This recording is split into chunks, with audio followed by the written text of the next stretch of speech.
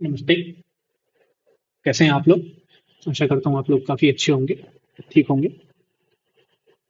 आज हम लोग केवीएस डेमो टीचिंग के इस जो हमारी डेमो टीचिंग चल रही है, टॉपिक से रिलेटेड हम पढ़ रहे हैं और काफ़ी लोगों के मैं कमेंट्स भी देख रहा था और काफ़ी लोगों का कहना है कि हमें पीडीएफ भी चाहिए। और तो मैं आपको जानकारी के लिए बता दूं कि पीडीएफ कैसे डाला जाता है और कैसे सबके पास में पहुंचता है, इसकी मुझे कोई जानकारी अभी नहीं है।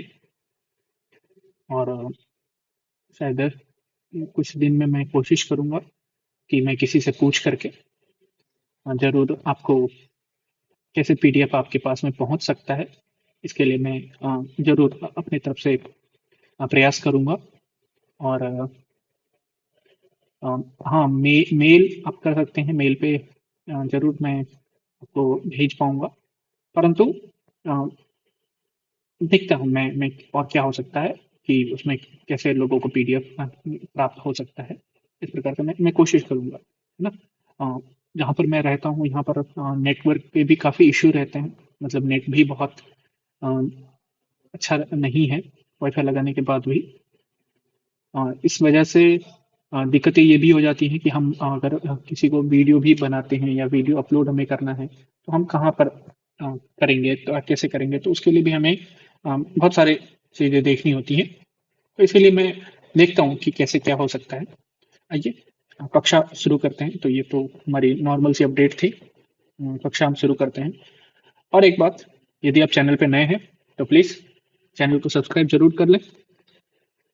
तो आज हम पढ़ेंगे विसर्ग संधि, उसमें भी उत्व संधि के बारे में। उत्व संधि एक ऐसी संधि है जहां पर लगभग लगभग सारे अ, स्वर संधि के, व्यंजन संधि के भी कुछ, और अगर व्यंजन संधि का आप लगाना चाहें तो, और व्यंजन संधि नहीं तो स्वर संधि और विसर्ग संधि, ये दोनों संधि के बहुत सारे।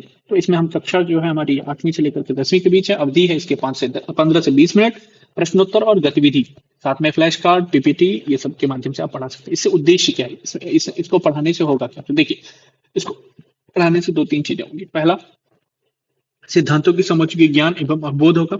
जो ऑब्जेक्टिव मतलब लर्निंग ऑब्जेक्टिव्स हैं, उद्देश्य क्या है, तो उसमें छात्र उत्तर संधि की आधारभूत परिभाषा को समझ सकेंगे, विसर्ग संधि के वैज्ञानिक नियमों को व्यवस्थित ढंग से बता पाएंगे और अतोरुते इस सूत्र का आत्मसात कर पाएंगे। साथ ही साथ में व्यवहारिक उपयोग क्या होगा, तो देखिए, संस्कृत वाक्यों में संधि एवं संधि विच्छेद करने में सामर्थ्य हो पाएंगे। संस्कृत के श्लोक, वाक्य निर्माण, शुद्धता, व्याकरण में उच्चारण कर सकेंगे। साथ में नवीन पदों की रचना एवं नियम का प्रयोग भी कर पाएंगे, इसको पढ़ने के बाद से। तो हम आगे बात करते हैं। सबसे पहले तो पूर्व ज्ञान, प्रीवियस नॉलेज। अब प्रीवियस नॉलेज क्या है, तो बच्चा सबसे पहले आप पूछ सकते हैं कि विसर्ग संधि। नमस्ते, कैसे हैं आप लोग? आइए हम जानते हैं कुछ ऐसे नए टॉपिक के बारे में, और संधि से रिलेटेड है। तो आपने पहले पढ़ ही लिया होगा और आशा करता हूं आपको याद भी हो।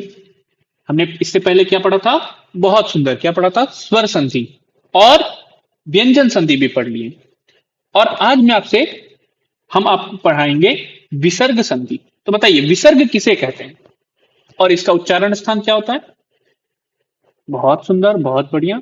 अच्छा, ये बताइए, विसर्ग संधि होती क्या है, इसकी सामान्य परिभाषा बताइए तो। बहुत सुंदर, बहुत बढ़िया। अच्छा, एक बात बताइए, रामः गच्छति, देखिए ध्यान से बोर्ड पर, रामः गच्छति, यहां पर एक रामः, यहां पर एक विशेष चिन्ह लगा हुआ है। इस चिन्ह को हम क्या कहते हैं? क्या कहते हैं? विसर्ग कहते हैं। क्या कहते हैं बच्चों? विसर्ग। उसी के बारे में हम आज पढ़ेंगे, विसर्ग संधि। आइए सबसे पहले हम देखते हैं कि कैसे होता है। तो बच्चे इसी प्रकार से चेहरा आपको मतलब एकदम ऐसे दिखाते हुए बच्चे भी देखेंगे और कहेंगे क्या? रामः गच्छति, रामः गच्छति। बच्चों बताइए, रामः गच्छति कैसे क्या हो सकता है? तो रामो गच्छति बन सकता है ना। रामो गच्छति हो सकता है, और लोकः भवति तो लोको भवति, इस प्रकार से हो सकता है। अब यहां पर विसर्ग के जगह पर ओ आया है। आपने ध्यान दिया, राम तो हो गया रामो, है ना? ये क्यों हुआ? आइए हम इसी के बारे में विस्तार पूर्वक पढ़ते हैं, है ना? इसी इसी चीज को लेकर के विस्तार पूर्वक आज जानेंगे। एक सूत्र आते हैं, सूत्र का मतलब होता है रूल्स। और रूल्स कौन बनाए हैं हमारे? तो पाणिनि जी ने। पाणिनि जी ने कहां पर रूल्स बनाए? अष्टाध्यायी में। बहुत सुंदर, अष्टाध्यायी में। इस रूल्स का नाम है अतो रुप्लुतात दप्लुते। अतो र अतो रो लुप्लुतात दप्लुते। अतो र रप्लुतात दप्लुते। क्या बोलेंगे? अतो रो रप्लुतात दप्लुते। आगे बोल, इसका व्याख्या क्या है? इसका व्याख्या यह है कि यदि ह्रस्व अ के बाद विसर्ग है और ह्रस्व उसके तुरंत बाद ह्रस्व अ है, तो ह्रस्व अ है तो विसर्ग को उ आदेश होता है या उ हो जाता है। तत्पश्चात अ और उ मिलकर के क्या हो जाएगा? गुण संधि, जिससे बनता है ओ। और अगर मान लीजिए जो आगे में अकार है, अकार हो जाता है अवग्रह। इस प्रकार से भी बनते हैं। यहां पर तीन चार नियम लगता है। एक और नियम है हसी च। कौन सा नियम है? हसी च। मान लीजिए अकार नहीं है, यहां पर कोई व्यंजन वर्ण है, तो वहां पर हसी च लग सकता है। वहां पर पूर्व रूप संधि नहीं होगा। कौन सी संधि नहीं होगी? पूर्व रूप संधि जो होती है वो नहीं होता है। तो यहां पर हम कुछ संधि के बारे में पढ़ेंगे। कुछ संधि मतलब बहुत सारे संधि। पहला तो ससजुषो रू पढ़ते हैं, है ना? फिर उसके बाद में दूसरा संधि है हमारा अतोरुप्लुता तुप्लुते। फिर उसके बाद में अतोरुप्लुता तुप्लुते के बाद में आद गुण। फिर आद गुण के बाद में एंग पदांतादति। और अगर नहीं बन रहा है तो फिर हम हसीचा लगाते हैं। मतलब अतोरुप्लुता की जगह पे हसीचा भी लग सकता है। इस प्रकार से तीन चार सूत्र हमें स्मरण करने होंगे, तीन चार सूत्र हमें देखने होंगे, है ना? आइए हम आगे बढ़ते हैं। इसमें है क्या, इसके रूल्स क्या है? सबसे पहले तो देखिए, अगर अ के बाद में घोष वर्ण जो है, अ के बाद में विसर्ग है और उसके बाद में घोष वर्ण है, हाँ, तो ओ हो जाएगा, सिंपल सा। दूसरा, इसमें एक छोटी सी सीमा है इसकी। जैसे हमारी भारत की एक सीमा है, मैकमोहन जो रेड क्लिफ रेखा है, भारत और पाकिस्तान को अलग करती है, उसी प्रकार से सीमा भी है। सीमा क्या है? यदि विसर्ग के पहले अकार के अलावा कोई अन्य स्वर जैसे आ ई उ आए तो उत्तम संधि का विशिष्ट नियम लागू नहीं होता है। उदाहरण के लिए जैसे हरि गच्छति, तो यहां पर ऋत्व हरिर गच्छति ऐसा बनेगा, हरिर गच्छति। इस प्रकार से वहां पे अलग अलग हो जाएंगे। चलिए आइए हम कुछ उदाहरण के माध्यम से समझने की कोशिश करते हैं। तो उदाहरण में क्या है बच्चों? देखिए, सबसे पहले रामः गच्छति। ठीक, हमें दो चीजें यहां पर देखना है। रामः गच्छति में देखिए, यहां पर क्या आकार है? आकार है। आगे में क्या आकार है? आकार नहीं है। जब आगे में आकार नहीं है तो हमें यहां पर क्या देखना है? यहां पे गौ है। तो कहा गया यदि व्यंजन हो, यदि व्यंजन वर्ण है तो वहां पर हसीचा शब्द होगा। हसीचा भी ओ होता है, इसीलिए रामः गच्छति तो हो जाएगा रामो गच्छति, अर्थात राम जा रहे हैं। चलिए एक उदाहरण लेंगे जो बहुत ही प्रसिद्ध उदाहरण है। जैसे एक छोटा सा उदाहरण है, इन उदाहरणों के साथ में ही हम एक छोटा सा उदाहरण ले सकते हैं। राम, रामः प्लस या रामः, हाँ रामः प्लस अहम, है ना? रामः प्लस अहम। अब यहां पर हम कैसे इसको लगाएंगे? तो रामः प्लस अहम, या यहां पर देखिए आप ध्यान से, सबसे पहले तो हम यहां पर हाँ,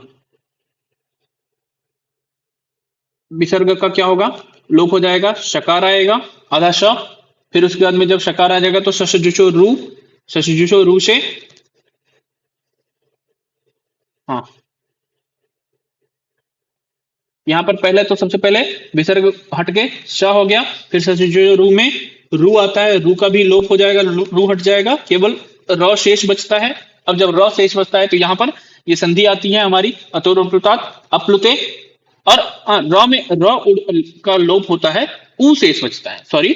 अब ऊ जब शेष बचता है तो यहाँ पर आप इस प्रकार से भी देख सकते हैं कि शिव जैसे राम प्लस हम, यहाँ पर ऊ जब शेष बचता है ऊ, तो उसमें वहां पर अतोरुपृतात् उपलुते लगे आएगा सूत्र, और अतोरुपृतात् उपलुते कहता है कि उकार जो है वहां पर मतलब रकार का उकार आदेश हो जाएगा।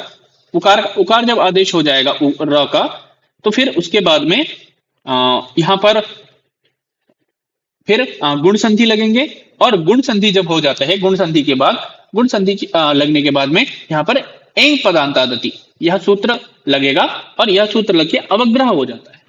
और इस प्रकार से आप यहाँ पर कर सकते हैं। सामान्यतः अगर यहाँ पर देखें, यहाँ पर हसी च सूत्र लगता है, यहाँ सब पे हसी च। लोकः भवति तो लोको भवति, बालकः पठति तो बालको पठति, नरः वदति नरो वदति, इस प्रकार से आप कह सकते हैं। चलिए आइए हम अभ्यास कार्य देख लेते हैं। तो प्रथम शब्द के अंत में अह होना अनिवार्य है, जैसे देवः। दूसरा क्या है, द्वितीय शब्द में घोष वर्ण, मतलब तृतीय चतुर्थ पंचम या य लव या अ होना चाहिए, ठीक। और दोनों वर्णों के मिलने से विसर्ग का क्या हो जाएगा, ओ हो जाएगा, ओ के रूप में हो जाएगा, ठीक है। आइए हम कुछ आपसे मैं प्रश्न पूछता हूं। तो गुरुहु आगच्छति, गुरुहु आगच्छति तो गुरो आगच्छति, गुरो गच्छति। रामः वदति तो रामो वदति। उसके बाद में बालकः लिखति, क्या हो जाएगा बच्चों, बालको लिखति। साथ ही साथ में इसमें बच्चों का कॉम्पिटेंसी बेस्ड लर्निंग भी हो जाएगा, और पेयर लर्निंग भी आप करा सकते हैं, मतलब बच्चों के साथ में मतलब कि बिठा करके दो तीन समूह में बिठा करके भी आप प्रश्न पूछ सकते हैं। चलिए इवैल्यूएशन करते हैं। चलिए बताइए, तो उत्तु संधि का मूलतः संधि का मुख्य कौन से संधि का भेद है? तो सभी बच्चे कहेंगे विसर्ग संधि का। अतोरुपृतात् उपलुते का संक्षिप्त अर्थ बताइए, तो कहेंगे विसर्ग के स्थान पर ओ होता है। रामो गच्छति का पदविच्छेद क्या होगा, रामः गच्छति। उसके बाद में नरः वदति क्या होगा बच्चों, तो नरो वदति। देवो नमति का संधि विच्छेद बताइए, तो देवः नमति। और कोई दो व्यवहारिक उदाहरण लिखिए। आइए हम लोग होमवर्क के लिए होमवर्क करते हैं। तो लिखिए, बालकः गच्छति क्या होगा, नरः पठति। उसके बाद में लोकः भवति, साथ ही साथ में रामो लिखति। इसका भी क्या होगा बताइए। इसे हमारे अपेक्षित क्या क्या है बच्चों, देखिए इसमें हम बच्चों को क्या क्या सिखा सकते हैं। तो यहाँ पर ओकार का और अवग्रह का बहुत ही सम्यक रूप से आपको उच्चारण करना है। दूसरा, व्याकरणिक जो विश्लेषण पद हैं, इनको मूल रूप से अलग करके उन्हें तार्किक रूप से समझाना है। साथ ही साथ में नियम और अपवाद, इसके बीच में भी हमें तर्क संगत करके उन्हें पहचानना बहुत ज्यादा महत्वपूर्ण हो जाता है। देखिए जो विसर्ग संधि है, इसमें उत्तु संधि अत्यंत महत्वपूर्ण है, क्योंकि यह शुद्ध उच्चारण एवं संस्कृत वाक्य रचना दोनों में बहुत ज्यादा सहायता प्रदान करता है। पाणिनीय व्याकरण का वैज्ञानिक आधार देने से छात्र विषय को और गहराई और तर्क संगत के रूप में समझते हैं। साथ ही साथ में जब आप इन छोटे छोटे बिंदुओं को इंटरव्यू पैनल के सामने, जो इंटरव्यू पैनल है उनके सामने में जब आप रखेंगे, तो उन्हें कहीं ना कहीं ये समझ में आएगा कि संस्कृत शिक्षण जो है बहुत अच्छी समझ आप रख रहे हैं। हाँ, मैं जरूर आपसे क्षमा चाहूंगा कि कहीं ना कहीं थोड़ा बहुत इधर उधर हुआ है। फिर भी मेरा जितना कार्य है कि मैं आपको उस हद तक पहुंचा दूं कि जहां से आप एक दो बार जब देखें इस वीडियो को, तो आपको ये समझ में आ जाए कि किस प्रकार से हमें पढ़ाना है, किस प्रकार से हमें बताना है। तो उसमें कहीं ना कहीं मुझे लगता है कि हाँ, आपके लिए यह जरूर सहायता हुई होगी। अगर कहीं आपको कुछ गलत लग गया होगा तो मैं उसके लिए क्षमा चाहूंगा। तब तक के लिए नमस्कार, थैंक यू।